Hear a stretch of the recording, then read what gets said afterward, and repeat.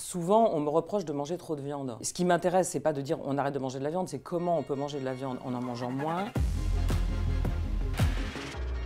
À un moment donné, la mairie de Lyon avait interdit pendant les repas de gala, ou enfin de réception, pardon, la consommation de foie gras.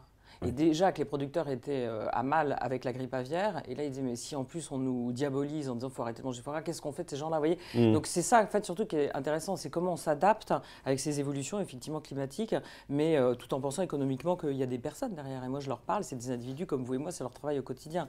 Donc on peut pas t'arrêter voilà, du jour au lendemain. Et j'aime pas les effets d'annonce. Là je trouvais qu'il y avait un petit côté effet d'annonce. Donc moi j'ai reposté une vidéo où je faisais une terrine de foie gras pendant les fêtes pour soutenir la filière. Souvent on me reproche de manger trop de viande.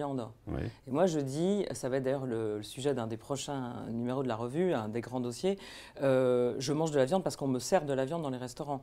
Et ce qui m'intéresse, c'est pas de dire on arrête de manger de la viande, c'est comment on peut manger de la viande en mangeant moins de la viande. Parce qu'il n'est pas question non plus d'arrêter de la consommation de la viande. Et que font les agriculteurs et les éleveurs?